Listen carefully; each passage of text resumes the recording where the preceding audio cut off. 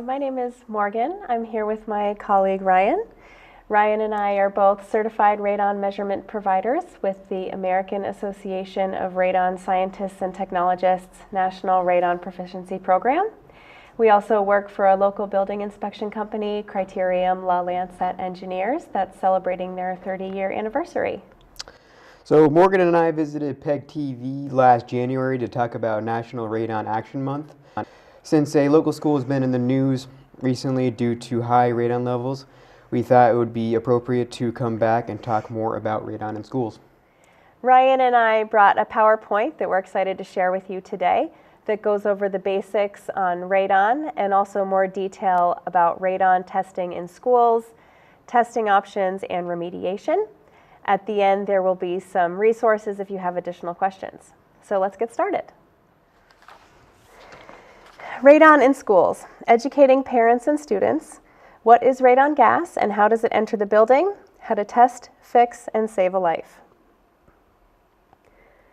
So radon is a naturally occurring radioactive gas. It is invisible, odorless, and tasteless. It comes from the decay of uranium in the soil.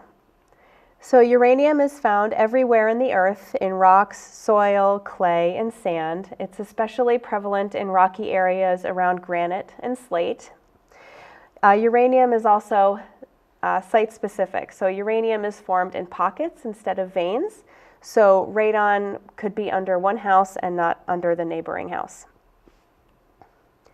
Long-term exposure to radon gas is the #1 cause of lung cancer in non-smokers. Radon is measured in picocuries per liter. Now this unit of measure is named in honor of French scientists Pierre and Marie Curie, who were famous in the late 1800s for their work with radiation. The EPA has set the action level for radon at 4 picocuries per liter. At that level and above, the EPA says it needs to be fixed. Long-term exposure to radon gas is the #1 cause of lung cancer in non-smokers. And if you're a cigarette smoker, your risk of radon-related lung cancer is exponential. The EPA estimates approximately 21,000 people die annually from radon-related lung cancer, and that's even more than drunk driving-related fatalities. Because of extensive worldwide studies of thousands of miners over 50 years, we know that miners exposed to high levels of radon gas have a higher chance of developing lung cancer. So while radon gas was discovered in 1900, the danger of radon exposure in buildings wasn't discovered until 1984. By accident, by an engineer named Stanley Watrous, who was working at a nuclear power plant in Pennsylvania. He started setting off the radiation alarms at work. However, he was setting off the alarms when he was walking into the building, not walking out of the building. After a little bit of research, they discovered that he was the source of the radiation and he was picking it up from somewhere outside the plant. Eventually, they ended up testing his basement for radon, and the result was 2,700 picocuries per liter. Remember that the action level is 4 picocuries per liter. So that's the equivalent of smoking about 135 packs of cigarettes a day. National radon safety standards were established because of this event.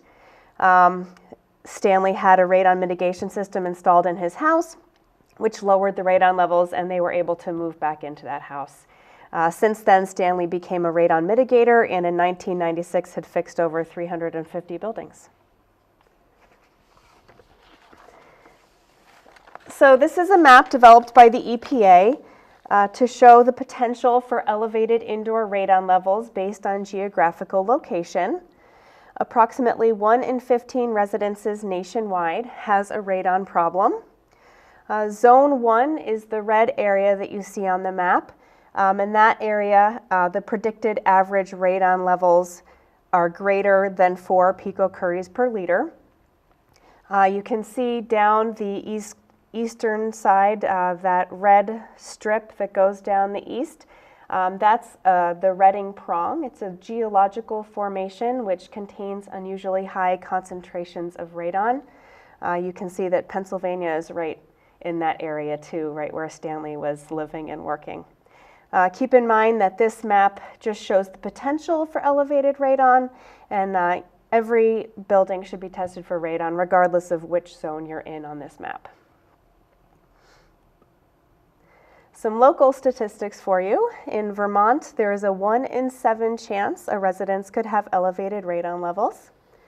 In 2017, we conducted 552 radon tests in Vermont and New Hampshire. The highest radon result we recorded was in Vermont in Ludlow. In 2015, the result was 388 picocuries per liter. Keep in mind that that's the average over the testing period.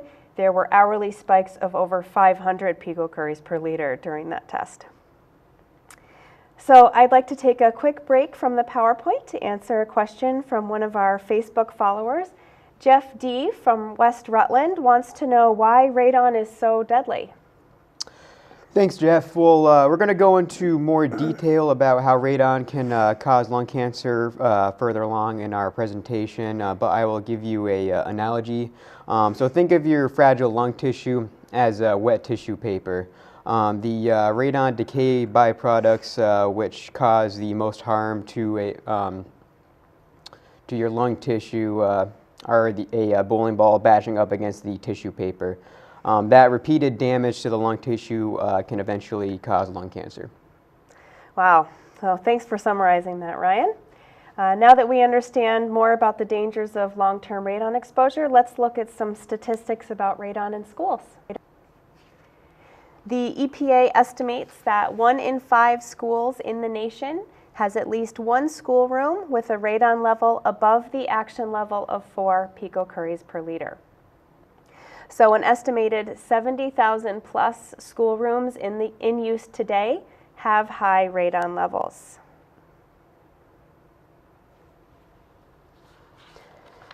Long-term exposure to radon gas can lead to lung cancer.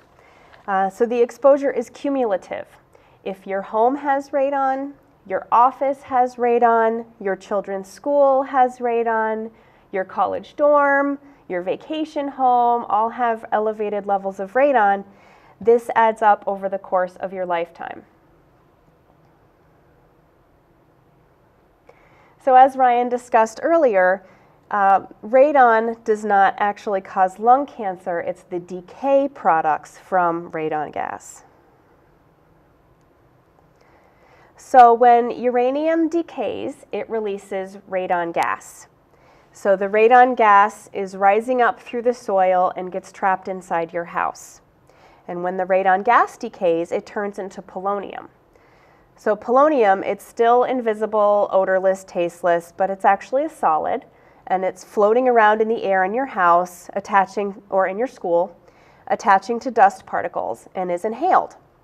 Now, when polonium decays, it releases alpha radiation, and that's that bowling ball that Ryan was talking about against your lung tissue.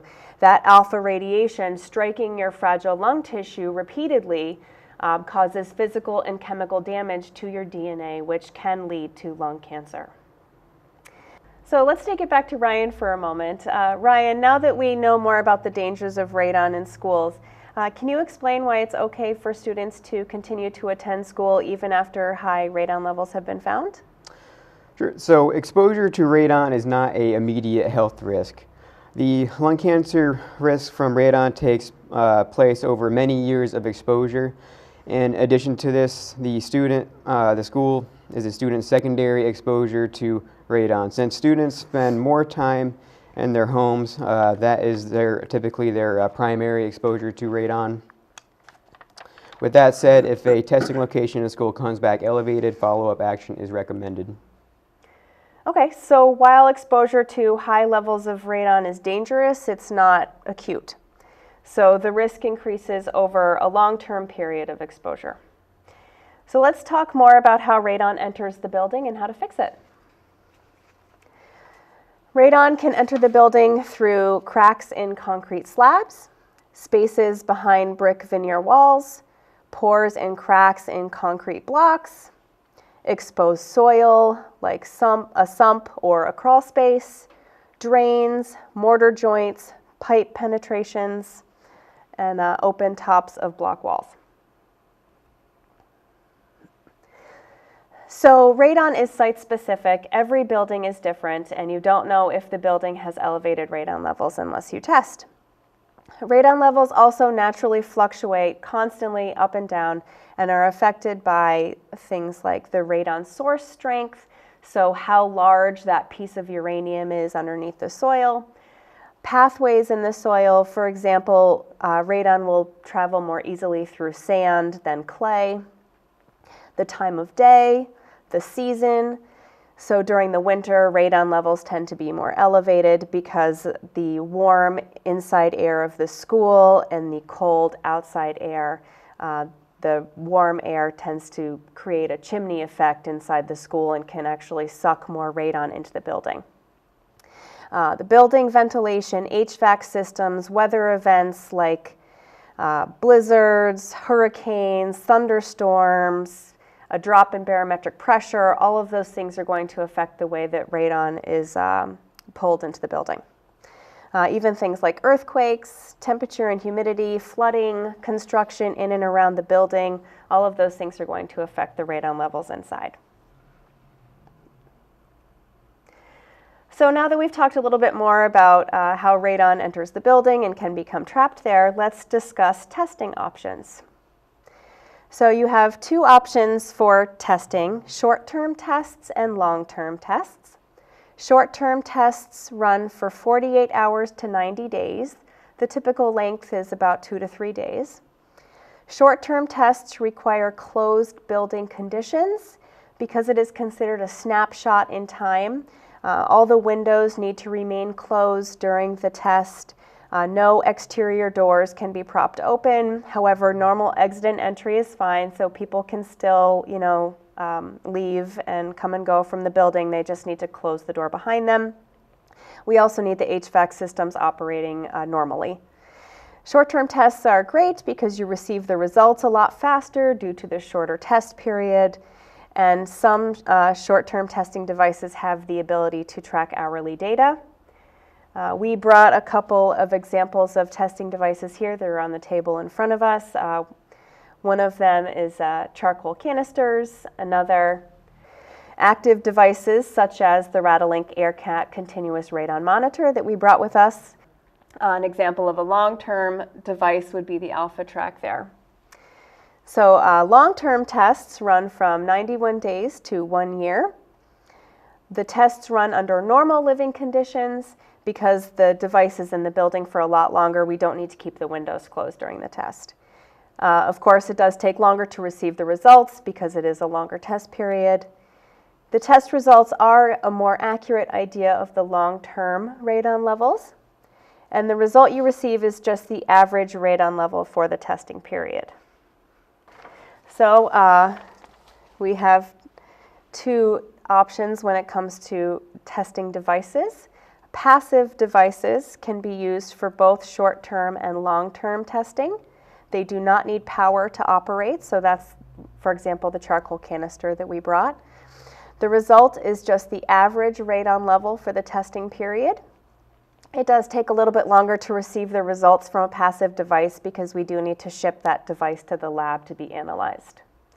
Active devices such as the Radon AirCat continuous radon monitor that we brought with us, those can only be used for short-term testing. They do require a power source to operate, so a battery backup or plugged into an outlet. The great thing about the active devices is that they do have the ability to track the hourly data. So we'll see the hourly radon fluctuations as well as environmental variables such as temperature, humidity, and pressure. They also have anti-tamper features, which is great during a real estate transaction. So you can tell if somebody unplugs the radon monitor or moves it to a different room or even outside the building. Also, the results are received a lot faster because the data can be uploaded to a lab using a Wi-Fi signal, and they can analyze the data. It takes about an hour and we get the report. So let's go into a little bit of detail about the protocol for testing in large buildings and schools. The initial measurement should be conducted in every frequently occupied room in contact with the ground. Exceptions would include bathrooms, hallways, closets, and in large rooms, we want a testing device placed every 2,000 square feet. Typically, during this initial measurement, we would use a passive device such as a charcoal canister. So there would be a charcoal canister in every frequently occupied room in contact with the ground.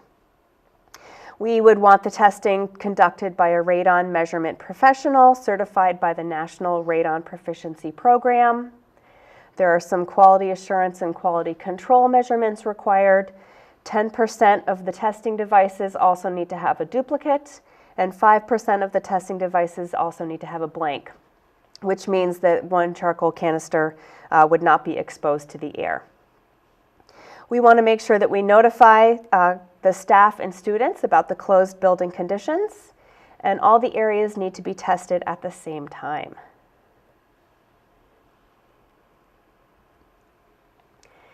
So after that initial testing is conducted, if the results are 4 picocuries per liter or above, the EPA says the building needs to be fixed. In some cases, retesting is necessary to confirm results. The EPA also recommends retesting at least every 5 years, and this not only applies to schools, but also your home as well. And you should also retest whenever significant changes to the building structure or mechanical systems occurs.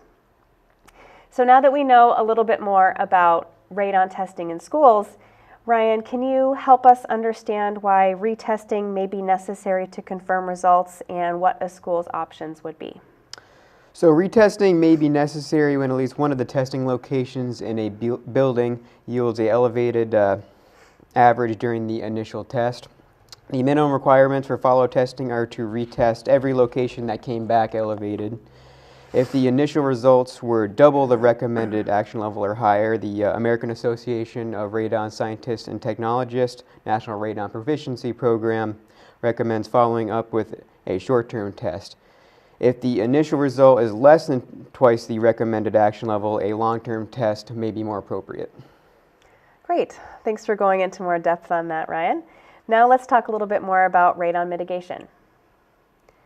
So the EPA says a mitigation system should be installed if the radon in air result is 4 picocuries per liter or above.